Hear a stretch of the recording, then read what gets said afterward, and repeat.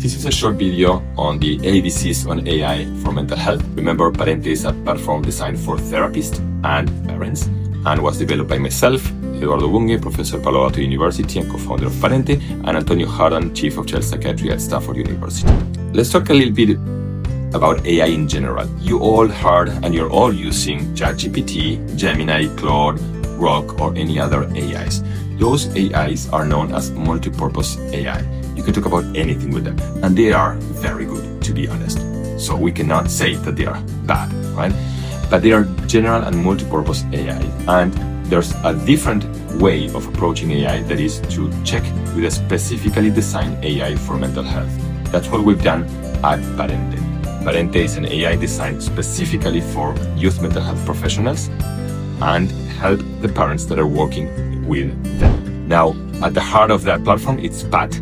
And Pat is the conversational agent that talks with the parents, and whatever happens within the platform is HIPAA compliant, which is a very big difference between a general multipurpose AI plus a specifically designed AI format. So when you go into the app as a parent, you will see two things: the programs where Pat delivers structured interventions, and in the moment support where Pat talks about whatever the parent brings to the therapy or to the session with Pat. How can Pat deliver a treatment protocol? General and multipurpose AI, you know where they start talking about, but you cannot ensure that they're going to meet treatment fidelity across several months. How do we do to get Pat deliver a complete treatment protocol that may last like 12 sessions, for example, and that needs to follow specific treatment steps in every session? There's something called agentic architecture. This means like a lot of different agents that communicate with each other. There's one agent that is in charge of delivering psychoeducation first.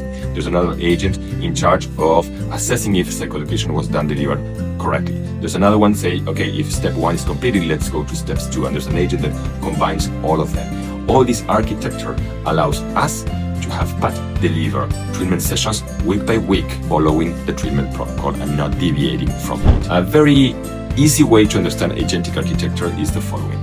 Let's say that I give you the best car in the market, the most new car, super fancy, super flashy, but in the streets there are no traffic signs, there are no traffic agents, there are no traffic lights, there's nothing.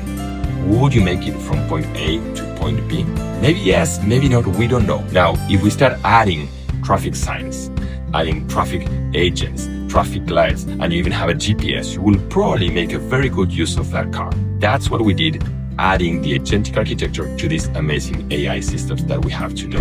When parents go to in-the-moment support and Pat tells them what brings you here, they can talk about almost whatever they want, with some caveats. There's something called RAG, Retrieval Augmented Generation, or knowledge base. We populated Pat with plenty of information that is empirically supported. So all the information that Pat provides to the parents when they answer the question, what brings you here, is empirically supported.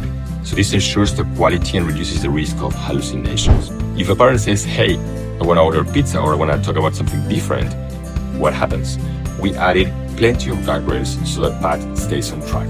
So if I say I want to order pizza, Pat may say something such as, that may be delicious, but we're here to talk about your child. When parents enter the app, the first thing that they see is a sign that says important to know, and there Pat explains that conversations are monitored but not in real time.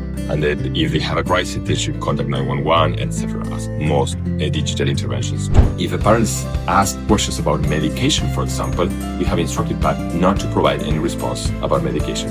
And in all of these cases, Pat will refer the parent to the professional that's working with. If someone says something about risky language, Pat will immediately refer them to a mental health professional, specifically the one that they're working with, or to 911 or 988. And in every screen the parents see below the chat message, they see a sign that says Parente does not replace therapeutic advice. In case of emergency, contact 911. And on top of this, you will get an email with a conversation that was flagged for you to review. You click in that email and you immediately see the conversation that the parent had, and the message that was problematic is highlighted in red for you to review. That will give you the chance to support the parents when they need it. These are some of the differences that you can see between a general AI and a specifically AI designed for mental health. There are more, but I think that gives you an overall idea.